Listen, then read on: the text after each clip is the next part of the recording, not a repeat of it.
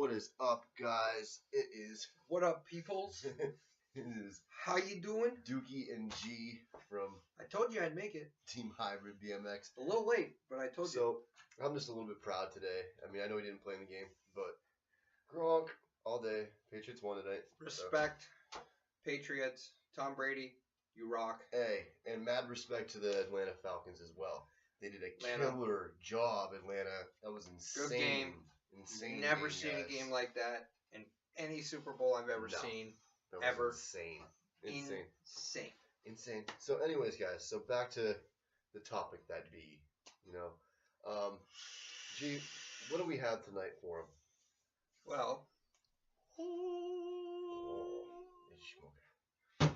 we have some extra parts that I parted out from the half-link Redline frame that we have up on our Facebook page right now. It's up for $50. First come, first serve. Whoever wants to grab it, get a hold of us. Yep. So, that being said, those were already posted. These ones are. You can show them. Okay. Well, we have the pedals, all steel, Redline pedals, unsealed. Yeah, check them out, guys. And this is the beautiful thing about these too. They're really smooth. And then check it out. If I get it really close, you guys can see the pegs are still perfect on them.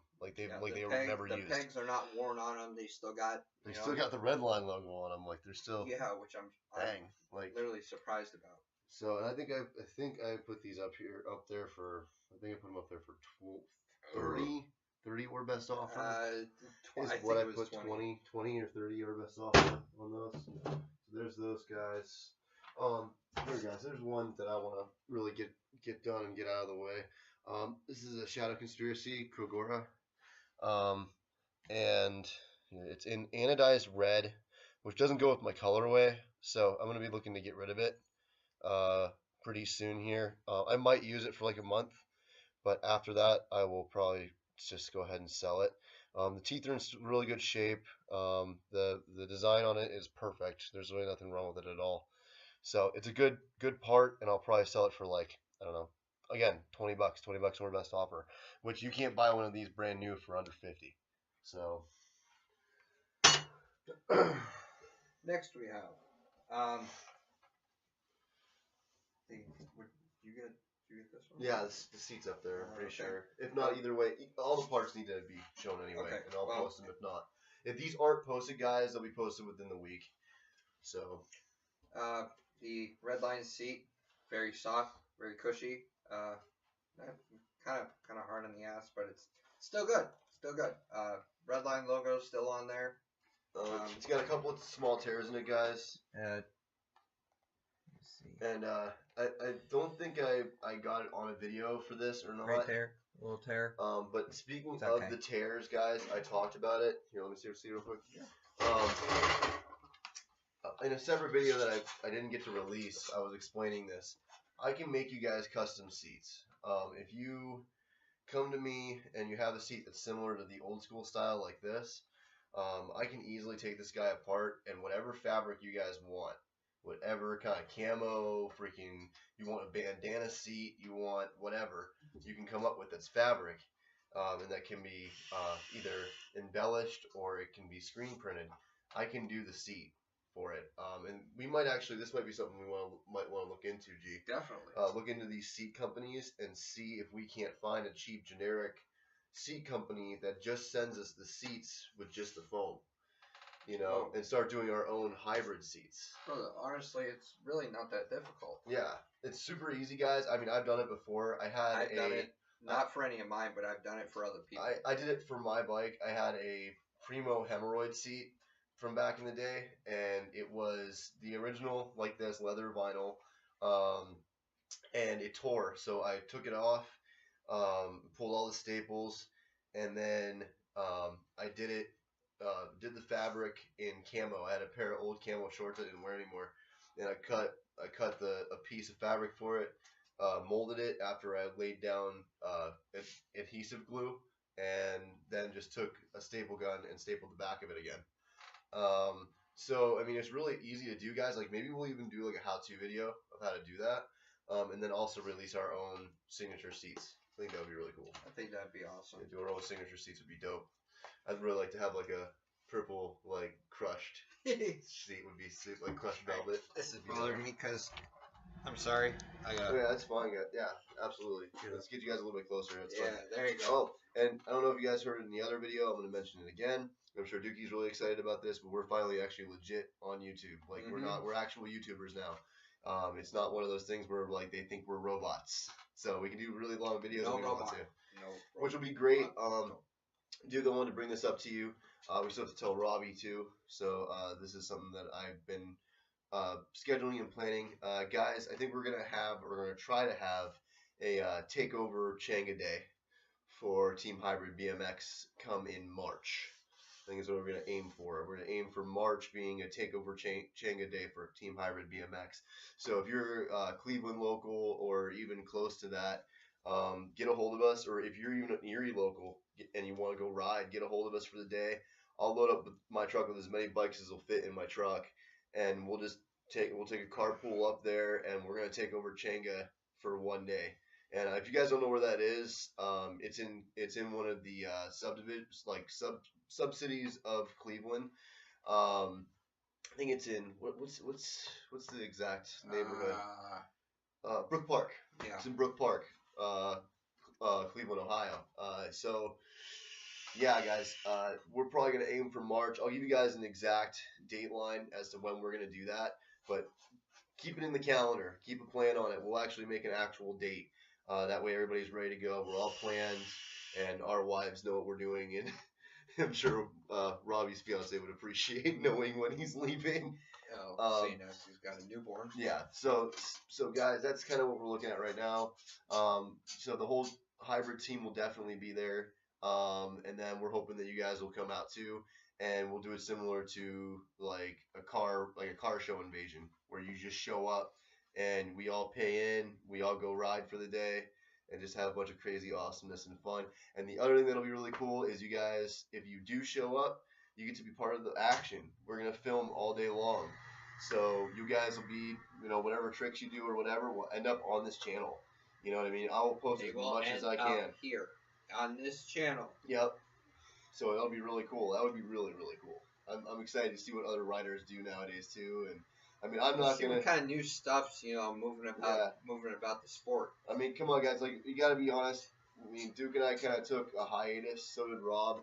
So we're gonna be like freshies. Again, yeah, we're gonna be a little rusty. So it'll be really you guys showing off to us, which would be really cool. I mean, I really want to see how much young riders have progressed now. I mean, it's got to be. I would just like to see the new variations, like what, the kind of stuff that you guys. Yeah, what's in the scene right now? Would trump us with on what we grew up on doing, and what kind of variations that you guys have put on them since I don't know, whenever. And maybe we can do like. What I'm thinking about doing is like a massive game of bike.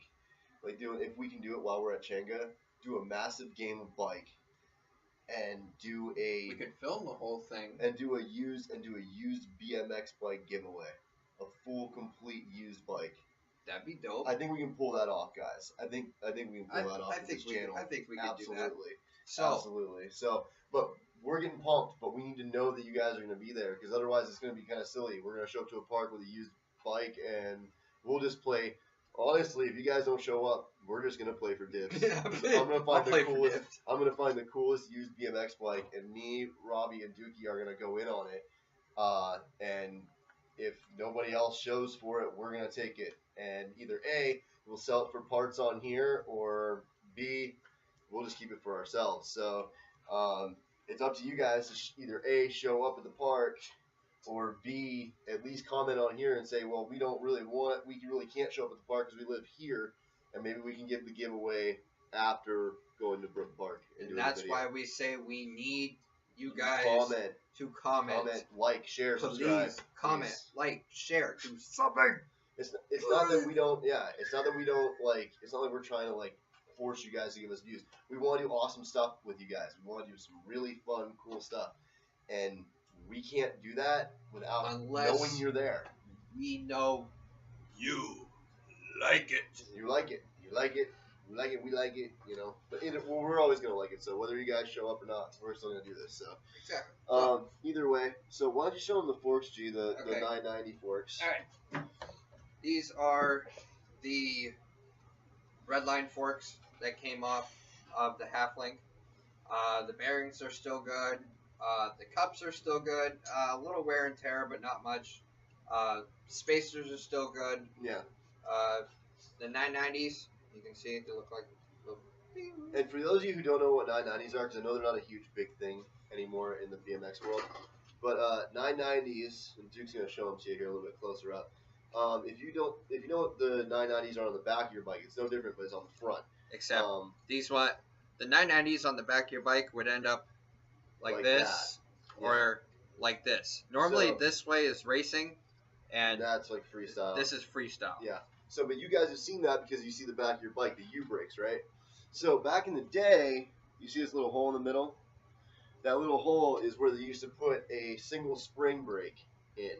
And they didn't work very good. I actually had a pair, and they were the Odyssey 1999s. They were awful. They were horrible, and I'll never buy them again. I'll never suggest anyone to buy them. But if you get 990 brakes, they are wonderful if you are into doing endos, if you're into doing stoppies, if you're into doing like backwards, like toothpicks, ice picks, everything like that. That way you don't ruin your shoes. You don't ruin your shoes, exactly, and you don't smash your toes. And ouch, they're really awesome. That's all I gotta say about them. And if guys, what I really want to see come back too, because like we live pretty close to York, PA. And that's like the capital. That's like the capital of the world for flatland riding. And I don't know what happened to flatland. Flatland kind of like disappeared. Like that in the early 2000s, all of a sudden flatland didn't matter anymore. And that was such a cool art form. Like it was so acrobatic. Like and so that's something that I would think that this channel should look into as well. Why are we letting go of flatland so much? Like I mean, don't get me wrong, tricks are cool and everything, like going off ramps. It was honestly a starting point for street riding. Oh, definitely for me. I mean, I know, like I said, my first bike was a Royce Union with big fat gold pegs, and I was into the guys that did flatland. I thought they were so cool because, I mean, well, let's be honest, they were the tricks that they were pulling were monstrous. Well, they were, and really, guys, the technicality of it, and that's the big thing too. I mean, you guys can, if you can do a backflip, yeah, cool, great. You know what I mean? Like nowadays, I mean, there's so many people that can do backflips. I know 12-year-olds that can do backflips, man. You know what I mean? It's just the amount of variations that kids put on. It's all about technicality now. It's all about how good of a rider you are. It's all about how technical of a rider you are. You know, but it's cool because you see all kinds of different styles and variations because of that. Like I've seen guys that, like for instance, who's that guy who used to huck? Elf. Elf used to huck like that. He used to just throw tricks down like. And he was really hard and abrupt. Like, you'd see him do a 180 and it would be like, bam, he'd hit the ground. And you're like, how is he like, he would purposely, like, with all of his guts, try to slam that trick down to the ground. And it was like he was trying to put holes in the concrete. Like, that's how hard he would hit. And, like, there's other riders like that. Like, Brian Kaczynski was like that. But then you have, like, the really I believe Mike Aiken was like that for a while.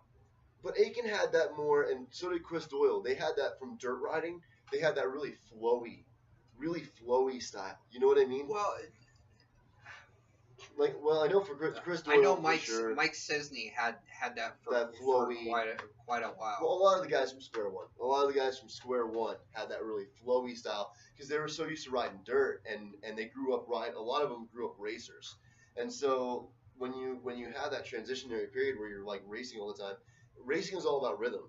Like, if you know how to ride rhythm and you know how to ride flow, you're going to get used to doing your tricks in flow rather than doing them outside of flow. That's why, like, I know I did this in a video before where I said that, you know, if you're going to get into dirt riding, especially here in Pennsylvania, dirt riding is huge, you know. So if you're going to get into dirt riding, don't start doing tricks off a jump. Like, your best bet is to get used to riding the rhythm of the gaps. Because if you don't ride the rhythm of the jumps, you are going to do that first trick off that first jump or that second jump, and you'll get to the third jump, and you're going to case it. Like, you're going to case. You're going to go right in between the ramps, and that happened to and even seasoned riders have caught themselves in a pickle with that. Mike Snesny did.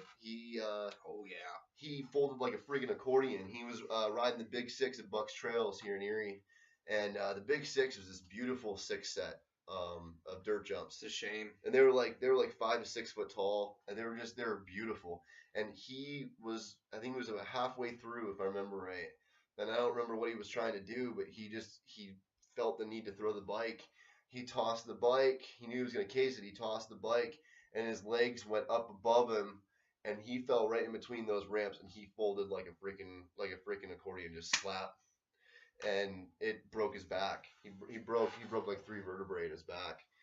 And I put him out for a while, but he got back up, and I guess he lives pretty successfully in Utah now. Mm-hmm. So, but yeah, it can happen to anybody. That's the other thing, guys. Like accidents happen to everybody. They really do. So, but anyways, getting back to the forks. The forks were, I think I put those up there for 30. Like I said, guys, these things that we post up on here are going to be first come, first serve. And or best offer. Or best offer. Don't know how long they're going to sit, but like I said, that's where you guys come in and comment, like, share, get us out there, and we can bring you more of these. Well, not only that, but we can benefit you on prices. If you guys are out there like sharing us and getting our name out there, and you have a buddy that might have a Kmart bike. Yeah, or you have a buddy that has a Kmart bike, and he's hurting. He's gonna, he's struggling. You have the nice bike, but he doesn't have a nice bike. Tell him about our page so we can help him out. So we can give him parts at a decent price so he can actually ride with you guys. You know what I mean? It's so important to have a community that supports each other. And that's a big thing of what we're about, is being a community and supporting our community. So, did we show them the stem? I know the stem is already up there on the page. This stem is flawless. It really is. It's in beautiful condition. It is in beautiful condition. The only thing that's really, is a little white. But you're not going to see that anywhere. You're not going to see it. It's on the bottom. But it's a front load stem. It's a little bit hefty, but it's not overboard. The Redline logo's still good. I mean, I always say heavy is durable. So, and this thing is heavy. But it's durable. Strong. So you're not breaking it. It might be a little bit heavier than your average, front load stem now, but it's gonna hold up. It'll do its worth for sure. I'd ride it. And that's for those of you guys who are riding the old tea tree stems that have the what I mean by tea tree stems are the ones that have the ones where it just threads down to the bottom. And it's like a tensioner that holds the forks in place, like the Kmart bikes. A lot of the Kmart bikes have them, and just crappy BMX bikes in general, like Chinese crappy made BMX bikes. Ooh. I mean, that's not fair to say. I shouldn't say Chinese crappy made, because a lot of our nice BMX bikes are made in China. So that's not a dish on China, okay? They do make really good stuff. European builds. But either way, my point is this: you guys want to upgrade. Definitely, because nothing is scarier than going off a jump and you twist your bars a little bit. Your handlebars and your forks, your wheel goes this way and your forks are straight. And then you're gonna eat on your face. And not only are you gonna destroy your face, but you're gonna destroy your rim because it's gonna bend this way and you're gonna taco your rims. And it's just bad much altogether. It's just bad. Anyway, so nice stem. For the amount of money, good price. Look it up. It's on our page. Yep. Sketchy. Cranks. Yeah. Unsealed American. Unsealed Americans. Here's the bag with all the. I don't feel like taking them out because. No, we're not gonna take them out of the bag, guys. It's all really greasy. But they're still good. They're not super loose or anything. So the bearings, the caps are all there. All the bolts, nuts, bolts, everything you need is all in the bag. So you guys have a full unsealed American. And again, going back to the Kmart bike thing, if you own a Kmart bike, or a Walmart bike, it's not a bad thing. You just need to upgrade. Move to a 3-piece crank. You're gonna have an American bottom bracket, so that will work. So you upgrade. That's $30 upgrade. That's not a bad deal. My cranks that I have to buy, I mean, I'm doing some fandangling, so I'm able to kind of get a better deal. But if I were to buy my cranks the way I'm supposed to, like as a kit, it would probably cost me. This is not an exaggeration. Somewhere between $100 and $200. Somewhere between $100 and $200 for my cranks if I were to buy them that way. But instead, I found some deals online now. My flights, I think I paid like $100 for. Oh, dude, flights now are like 130 for the full kit. For the full kit, it's like $130 now. The Redline flights that I own are vintage, like 2010. But either way, guys, the price tag is considerably lower than what you would pay even at a bike shop. You wouldn't pay that for a pair of unsealed Americans. You'd probably pay $50. And so 30 is a really, I think that's a solid deal. It's fair. It's a solid deal. Anyway, next. We need to touch these up still, mind you. But now, these are rough. They need touched up. They're going to be better again. They're going to look a hell of a lot better than it does now. Well, and here's the thing. We're going to be a lot better than your Kmart bars. And I really like that it still has. Oh yeah, there's plenty of grip. Stem grip to it. Yeah, plenty of stem grip to it. The bars that were on the Redline. They're rusty, they're crusty, but they're strong. I'd say it's about a 6.25 inch rise. Mm-hmm. The bar ends have not been cut. Have not. Are you sure? Been cut. Are you sure? Yes. Positive. Are you sure? Because that feels cut to me. No, it doesn't. Okay. Okay, I lied. They're a little bit cut. Little cut. Probably like an inch. Like maybe like an inch. The stem grip is still good. It's still got traction to it. The grips are kind of shitty. They're haggard, but we'll take them off. We'll take them off. You guys will have to go buy new grips. Like I said, these are going to be touched up. Or maybe I'll pick up. I don't know. I'm considering picking up like 5 or maybe like 5 or 10 pair. We're getting a hold of Duo and seeing if they can cut me a deal on a bunch of grips. Yeah. Just so that way you guys can have them. Explain to them what I'm doing and see what I can do. So I am going to be talking soon, guys, to some wholesalers and some to do retail. So got an inch back sweep, which is nice on some occasions. The bars I have on mine are 8.175. Yeah, much bigger. Yeah, much so bigger. They stand about yay big. So, that's going back, like Duke has, and like I have too. I have the big bars too. And that's an old school style. This is actually the mid school style was these bars. And the reason that we rode these bars, again, trail riding was so much easier. Trail riding is a lot easier with these kind of bars.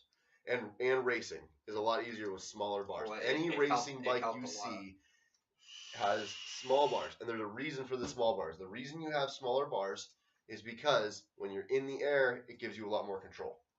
So you would think, these big bars give me lots of control. They actually don't.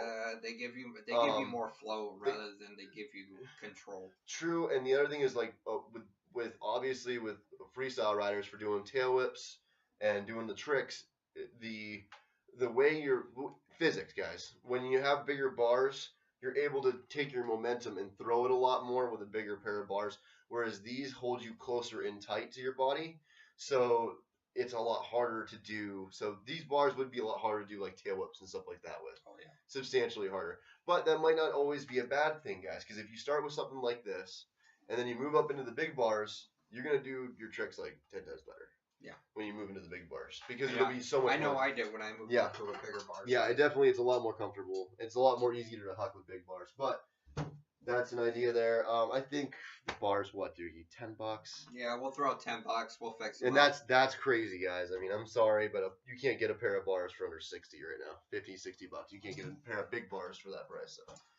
So, that will go with the seat, probably $5. Seat clamp will give to the seat extra $5. Yeah.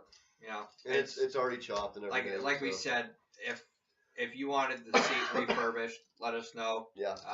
And we'll throw the seat clamp in. Or if you guys want to send us your seat, that's another thing. You guys, I'm going to be working pretty close here, probably within the next couple weeks, in getting a PO box for us.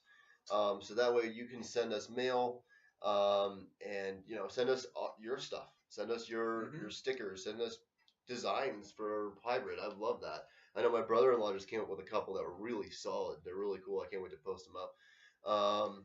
And just in general stuff, like, I mean, post your videos, you know, send, if you want to send a hard copy of your video to us, I guess you can Send do it. that. Stickers. We'd love to see it. If you're part of another team and you want us to just be involved with you guys, or you want to collaborate on videos, and you know you guys live near Cleveland or whatever, let us know. Let us know, dude. I'm down for that. That would be so cool to hit up another crew and be able to hang out with another crew of riders. I would love it. I would absolutely love working with another team, for sure, anytime. So yeah, guys, I think that is really gonna do it for us tonight. Yeah. But we'll catch you next week on Team Hybrid BMX and Hybrid World. Hybrid World. Oh yeah. We're out. Deuces, guys.